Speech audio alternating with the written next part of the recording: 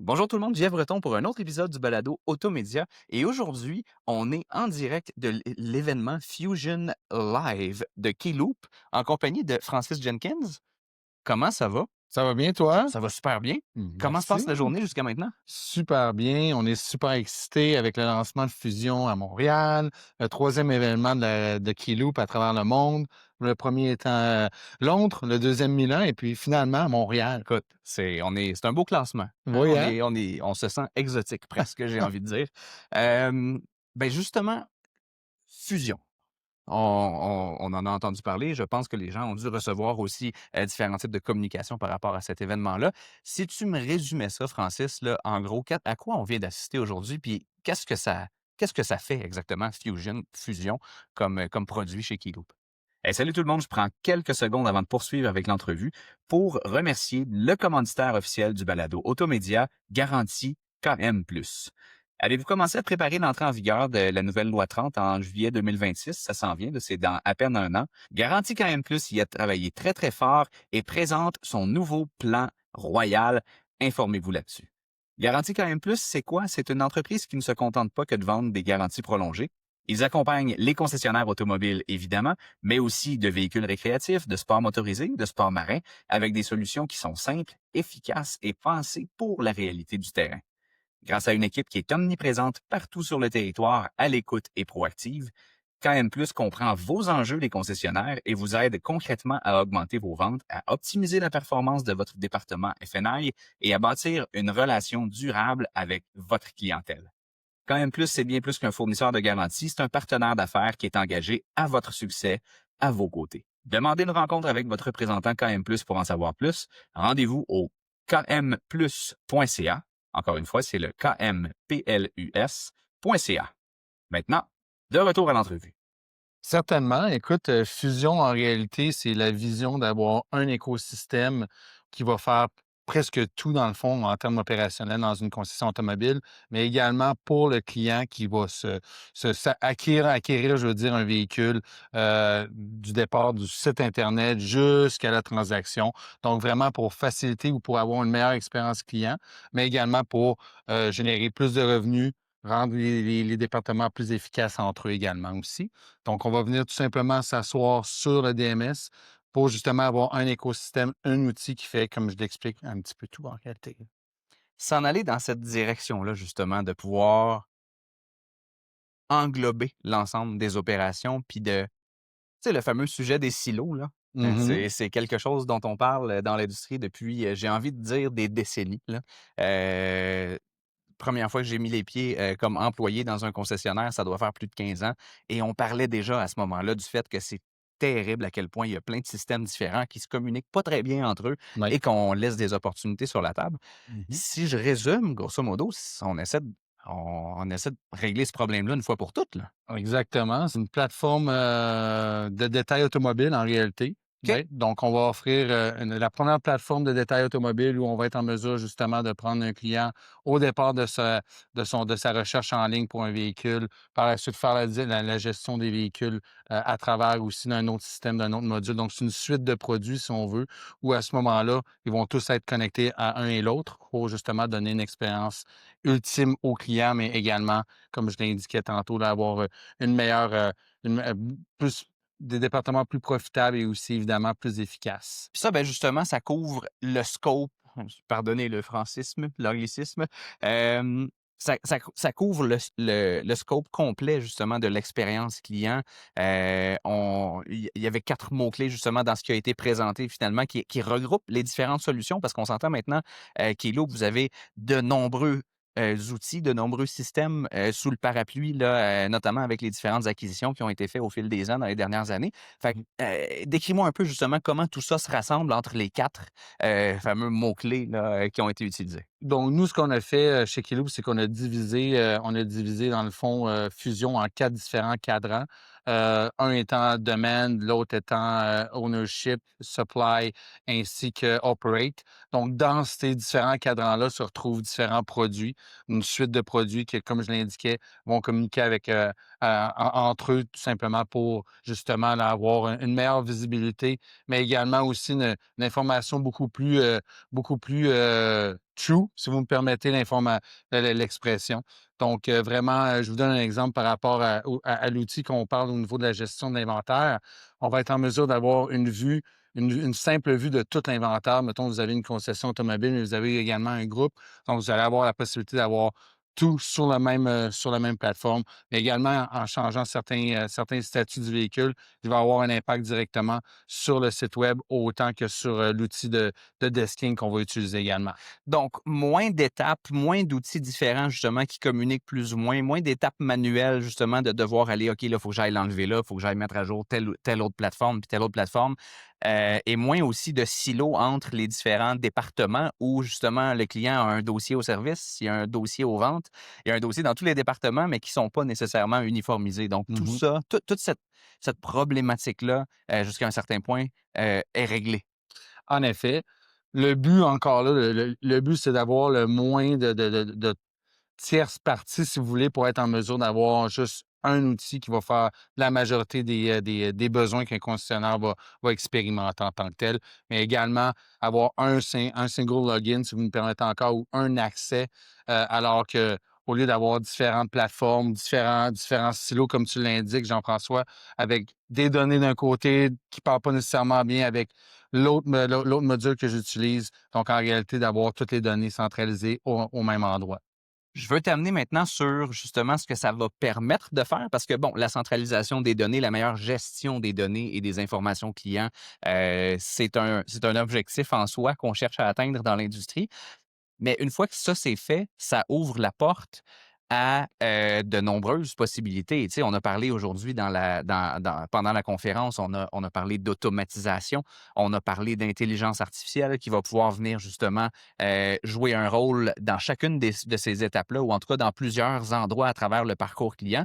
Oui. Toutes ces belles choses-là, j'ai adoré, l'image, un des intervenants mentionnait, l'histoire du boyau d'arrosage où, tout ce que ça va permettre de faire, c'est comme si on changeait la buse là, avec quelque chose de plus performant. Mais le problème, c'est que jusqu'à maintenant, le tuyau, il était percé. Il y Mmh. avait des fuites, des fuites d'opportunités, des fuites de données un peu partout qui faisaient en sorte qu'on n'arrivait pas justement à mettre en place des systèmes qui allaient être pertinents. Parce que c'est beau automatiser la chose, mais si moi, comme client, je reçois des messages automatisés qui ne sont pas pertinents ou qui ne sont pas renvoyés au bon moment à cause de la data qui était pas accurate dans le système, Oui. ça fait l'effet inverse. Et là, ça génère de la frustration au lieu de me donner une expérience client qui est encore meilleure. Mmh.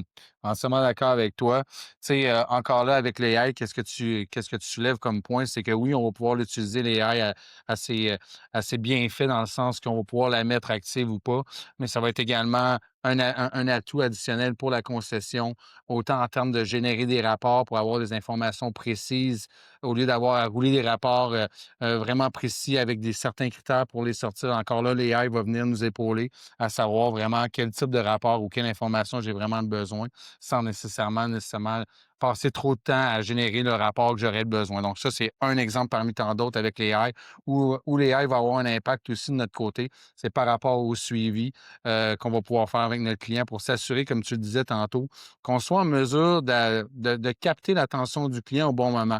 Un exemple, on va avoir un module qui s'appelle Retention Hub, donc un outil vraiment qui va vous permettre de savoir si vous êtes en équité ou pas positive avec le véhicule selon la valeur que votre véhicule vaut actuellement, puis selon ce que, dans le fond, on doit sur le véhicule.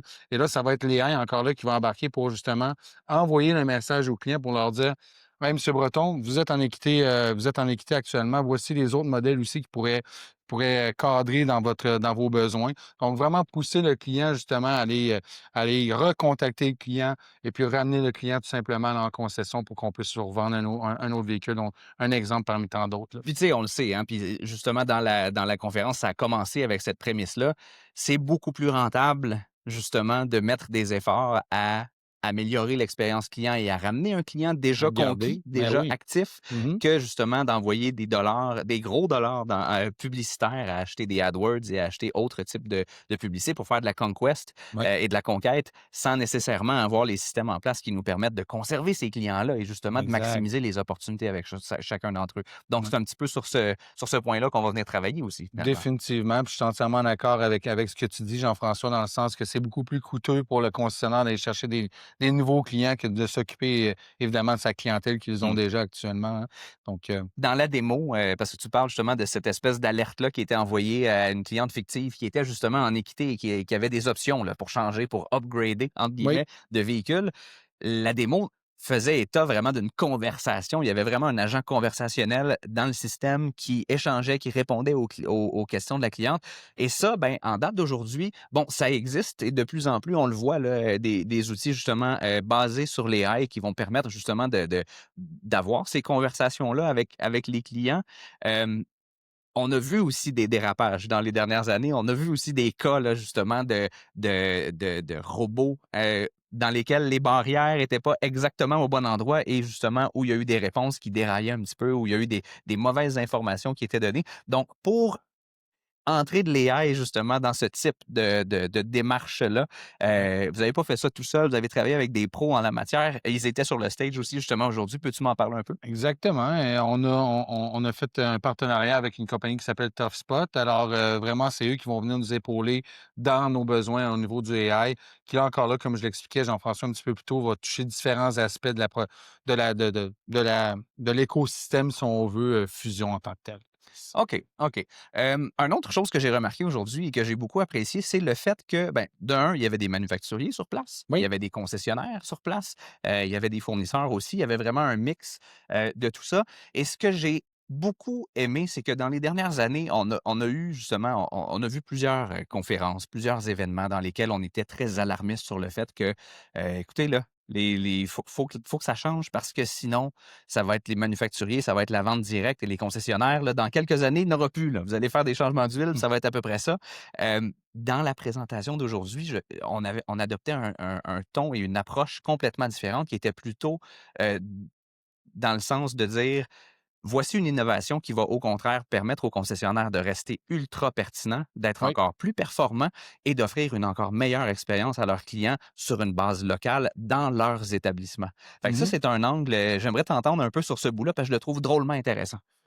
La nouvelle année dans l'industrie de l'automobile au Québec, ça se fête pas au jour de l'an, mais bien à l'avant-première bénéfice du Salon de l'Auto de Montréal. C'est la soirée où toute l'industrie se rassemble pour célébrer, pour contribuer généreusement à 5 fondations hospitalières du Grand Montréal et, évidemment, pour donner le coup d'envoi au Salon de l'Auto. Bref, ça s'en vient. Ce sera le 15 janvier 2026 et dans les dernières années, l'organisation a remarqué qu'il y avait beaucoup de gens qui attendaient à la dernière minute pour acheter leurs billets et qui se retrouvaient potentiellement mal pris avec un événement sold out sans avoir leurs accès. Et les billets sont en vente là. Donc, attendez pas à la dernière minute, attendez pas au retour des fêtes. Rendez-vous dès maintenant sur le apb.salonautomontréal.com. Procurez-vous vos billets dès aujourd'hui pour l'avant-première bénéfice du Salon international de l'Auto de Montréal. On se voit donc le 15 janvier 2026 au Palais des Congrès. Je dirais que moi, le concept des agences, en tout cas, évidemment, de la part des concessionnaires, c'est pas nécessairement quelque chose qui est bien vu, on s'entend. On a investi énormément dans nos images, on se fait demander au niveau du manufacturier d'avoir une certaine image, donc il y a beaucoup d'investissements qui se fait dans ces bâtisses-là. On met des processus en place. Encore là, les manufacturiers demandent certaines approches ou certains éléments nécessaires dans leur processus d'opérer. Donc, comme tu l'indiques, je pense avec Fusion, c'est vraiment un game changer autant au niveau du concessionnaire qu'au niveau du client, mais c'est vraiment de c'est quelque chose aussi qu'on entend fréquemment de la part des concessionnaires où on se fait demander à quel moment aurons-nous une plateforme qui va tout faire? Et ça, je l'entends depuis, moi, ça fait 25 ans que je suis dans l'automobile. Et puis, dans le SaaS ou en technologie, je vous dirais depuis à peu près 12-13 ans. Et puis, depuis 12-13 ans, on l'entend ça facilement, je l'entends fréquemment. Donc, c'est vraiment excitant d'avoir quelque chose qui va pouvoir répondre à leurs besoins à ce moment-là pour ça. C'est extrêmement intéressant. Puis justement, on est dans une optique où est-ce que, oui, on parle de digital retailing, on parle d'amener un processus de vente en ligne, d'amener un processus multicanal où on chatte avec le client, où on communique avec le client sur ces canaux-là Mmh. avec lesquels il veut interagir avec son concessionnaire. Mais les outils sont vraiment conçus pour amener tout ça vers le concessionnaire, à impliquer le conseiller aux ventes dans le processus. Il est là dans les outils, on le voit, il est omniprésent, il est mentionné et il est là aussi dans le cycle de vente. Il arrive, mais il arrive au bon moment et vraiment l'outil se positionne finalement comme un helper, comme un assistant, comme quelqu'un Mmh. qui permet à chaque humain en concession d'en faire beaucoup plus en ayant moins de tâches justement à faire qui peuvent être faites par un AI justement. Et puis, je rajouterais là-dessus aussi, Jean-François, en disant que, vous savez, maintenant, l'automobile change énormément dans le sens que moi, je me souviens, lorsque je vendais des voitures, c'était fait descendre le client, fait descendre le client. Alors que maintenant, avec tous les outils qui existent, on parle juste d'achat en ligne. Lorsqu'on parle de ça ouvertement avec les concessionnaires, ils sont réfractaires à ça, dans le sens qu'on se dit tous, bah, personne ne va acheter un véhicule en ligne. Mais moi, je suis le premier à avoir acheté un véhicule en 2013 sans nécessairement avoir essayé le véhicule. Puis je savais ce que je voulais, puis j'avais fait mes études avant. Mmh. Donc, est-ce que c'est convenable pour tout le monde? Non. Mais est-ce que c'est un outil qui peut être utilisé en faveur du concessionnaire? Oui. Je fais part d'une expérience qui m'est arrivée dans le passé où, justement, en visitant un concessionnaire qui avait sur sa plateforme web un outil d'achat en ligne, Mmh. la façon dont le concessionnaire l'a rendu rentable, c'est en impliquant le lead ou en impliquant le client qui cherche un véhicule dans dans ce processus-là de dire: ben, Monsieur Breton, je vous ai au téléphone, on va aller monter votre transaction ensemble en ligne. Je vous crée un compte. Là, à partir de là, vous allez être capable de votre côté d'aller voir ce Mmh. qu'on a monté ensemble, d'avoir vraiment tous les indicatifs nécessaires à ce que vous preniez une décision favorable ou non dans la transaction ou dans le véhicule que j'essaie de vous vendre. Fait que je pense que ça, les concessionnaires, il faut aussi penser à l'extérieur de think outside the box, comme on dit Mmh. en anglais, et vraiment d'accompagner le client dans son processus d'achat. Puis justement, en donnant une meilleure expérience client en bout de ligne. Ouais. Puis on le voit justement, tu sais, le terme, je pense qu'on peut résumer ce que tu viens de mentionner là avec le terme transparence, avec le terme Exact. d'expérience, justement renouvelée, Oui, qui est un terme qui est très d'actualité là, dans les dernières années dans l'industrie, notamment au Québec. Tu sais, définitivement. on pense au sommet de la corporation des concessionnaires automobiles du Québec avec la fameuse certification et tout ça. Il y a un mouvement vers plus de transparence, vers des transactions euh, plus, j'ai envie de dire plus honnête, à tort ou à raison dans certains cas, mais donc il y a un mouvement dans cette direction-là. Puis une petite fonctionnalité, c'est niaiseux, mais justement dans l'exemple, la fameuse feuille de cotation avec le code QR, monsieur, madame, le client en concession fait juste tourner l'écran, scanne le code QR, repartent avec leur cotation. Donc c'est ce genre de petits détails-là justement qui, Mmh. qui s'en vont dans cette direction-là. Exact. Puis la transparence va nous amener aussi également, comme tu l'indiques, de la confiance. En étant transparent avec ton client, je veux dire, comment tu peux pas gagner la confiance du client, right? Fait que ça, c'est primordial. Je suis entièrement d'accord avec toi.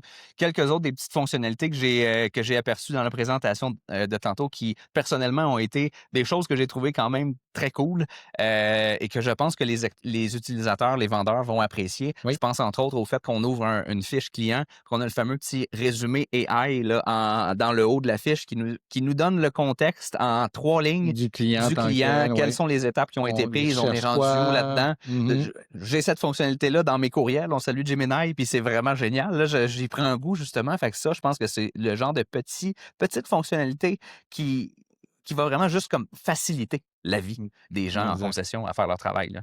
Je crois, comme n'importe quelle solution qui existe sur le marché, si on garde la solution simple Mm, et facile d'utilisation, c'est à ce moment-là qu'on va avoir des résultats intéressants avec notre équipe de vente. mm. Lorsqu'on prend vraiment un outil qui est complexe, qui est lourd, qu'est-ce qui se passe? C'est que les gens on lâche prise. Hein. Comme tu as pu voir durant les présentations de ces produits-là, sont très eye-catching, sont 20-25. C'est très excitant d'avoir Mm. des produits à la fine pointe de la technologie comme ils le sont actuellement. Ouais, ouais. Puis l'autre petit bouton que j'ai trouvé vraiment fascinant, c'est le petit bouton qui permet justement, quand on a un lead qui est incomplet, quelqu'un qui a rempli un formulaire, mais qui avait des champs justement non obligatoires, puis il nous manque des détails pour faire la transaction, puis pour répondre intelligemment au client. Il y Oui. a juste un bouton, justement, va chercher cette info-là, puis là, c'est le fameux robot AI, justement, qui va reach out, qui va contacter le client, qui va aller essayer de compléter la fiche, d'aller répondre à ces questions-là. J'ai trouvé ça fascinant, ça aussi, là. Je te dirais un des points, moi aussi, qui m'allume beaucoup, c'est je vous dirais plutôt là, au niveau lorsque, mettons, je te donne un exemple, Jean-François, tu m'envoies une demande Internet. Par la suite, le système va analyser à savoir si Jean-François Breton existe déjà dans la base de données. Mhm. Donc, ça, cette connexion-là, on ne la voit pas fréquemment dans le marché, où on va dire: Oh, attends un petit peu. Tu as déjà 2 clients ou un client qui pourrait coïncider avec ce nouveau lead-là. Mm. Parce qu'on le sait, au lieu de dédoubler puis de tripler les clients, on va avoir une base de données qui est clean, qui est simple, puis qui est accurate, si tu me permets encore là l'expression, qui est à jour plutôt. Mm. Alors, justement, cette petite fonctionnalité-là, c'est un gros game changer pour nous pour ça. OK, excellent. Puis justement, tu sais, là, on parle d'un paquet de fonctionnalités puis un paquet d'outils qui sont disponibles justement avec dans Fusion. L'élément que j'ai envie d'amener, c'est le fait que ce ne sont pas c'est pas de la théorie et que ce ne sera pas disponible dans 5 ans. Là, on parle de choses que vous vendez en date d'aujourd'hui ou très prochainement dans les prochaines semaines, prochains mois. Exact, exact. Il y a quelques produits encore en développement, mais pour la majeure partie, là, sont pas mal prêts à y aller. On termine, Francis, justement, en parlant de ce qui s'en vient chez Kilo. Justement, Oui. écoute, juste aujourd'hui, on en a eu plein notre assiette. Là. Il y a un Mmh. paquet de nouveaux produits, nouvelles fonctionnalités, nouveautés qui arrivent pour les concessionnaires. Oui. Je veux savoir, qu'est-ce que toi t'as excité le plus dans l'ensemble de l'œuvre et qu'est-ce qui s'en vient justement, à quoi on peut s'attendre en 2026, puis qu'est-ce qui vous attend aussi, l'équipe de Kilo, par rapport à ça? Je te dirais que ce qui m'excite le plus en tant que tel, c'est vraiment la vision au départ qui était d'avoir une solution complète qui ferait tout. Je crois que ça, évidemment aussi, ça fait partie de la création de Kiloop en 2021. L'idéologie en arrière de tout, de la création de Kiloop était d'offrir une plateforme uniforme qui faisait tout. Mmh. Alors, ça nous a pris un petit peu plus de temps que prévu avant de se rendre là. Donc ça, je te dirais, c'est ce qui m'allume le plus parce que c'est vraiment un besoin dans notre marché. La clientèle, les concessionnaires demandent une approche de la sorte. Ça fait plusieurs années, comme on le mentionnait tantôt. Et puis en 2006, pour répondre à ta question, vraiment, en 2026, excuse-moi, pour l'évolution, bien, il y a encore des produits dans cette suite-là qui vont venir, se joindre, si tu veux, à notre ARP Fusion. OK. Donc, à ce moment-là, on va parler aussi d'un outil de rétention, on le mentionnait tantôt. Donc, il y a quelques autres produits qui sont en développement. Un gros aussi, un gros game changer, je dirais aussi, un point qui m'allume beaucoup, là, c'est au niveau, dans cette suite de produits-là, il y a un produit qui s'appelle Sales Hub. Mmh. Et dans cet outil-là, on va retrouver autant un outil de desking, donc on va être capable justement de donner une cotation au client à partir de là. Vous allez avoir des fonctionnalités CRM qui vont en faire partie et on va avoir aussi également un archivage électronique. Donc, on sait que lorsque moi j'achète un véhicule, lorsque tu achètes un véhicule, Mmh. Jean-François, tu repars avec ton petit binder en dessous du bras après avoir signé 168 formulaires. Ben, à ce moment-là, tous ces formulaires-là vont être scannés, vont être digitalisés. Et là, à partir de ton compte que tu vas recevoir, que tu vas avoir plutôt, tu vas être en mesure d'aller retrouver tous les documents que tu as signés lors de l'acquisition de ton véhicule. Tu vas aller au service, donc tous les bons de travail qui ont été Mmh. ouverts, toute la facturation de tes services vont être encore là dans ton compte. Donc ça, je trouve aussi d'avoir un outil qui combine ces trois facettes-là. Ouais. Puis pour avoir de mon expérience du passé, pour avoir été spécialiste dans un CRM, il nous manquait le côté quoting ou le côté desking, si tu Mmh. me permets.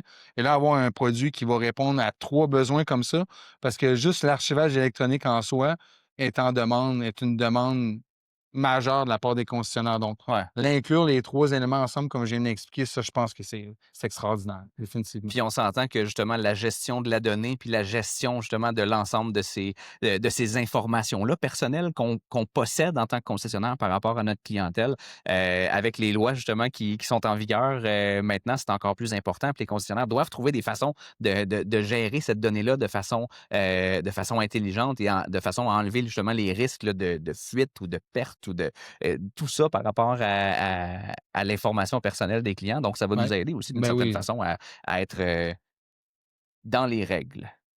C'est C'est bien. bien dit C'est ça, beau, mon hein? cher. C'est très bien dit, j'aurais pas pu le dire autrement. Écoute, ça fait le tour de mes questions. Ouais. La dernière que j'aurais pour toi, c'est Vas-y. dans l'hypothèse où les gens qui nous écoutent seraient intéressés à en savoir plus, voudraient une démo, voudraient voir cette AI-là en fonction, voudraient en apprendre plus sur les nouveaux produits. Comment Sur on fait? Fusion. Ben écoutez, on peut toujours, rejoindre directement, là, nous du côté du Québec, on a 3 représentants. Mhm. Alors, et puis à partir de là, évidemment, on peut vous remettre mes coordonnées. Ça va me faire plaisir également de te remettre mes coordonnées. Et puis, ça va nous faire plaisir évidemment de faire des présentations en soi de la belle, plateforme Fusion. Ben, c'est merveilleux. Merci encore pour l'invitation. Merci d'avoir accepté Merci à de te toi. prêter à cette entrevue et bon succès en 2026 avec tous ces nouveaux produits-là. Je te remercie.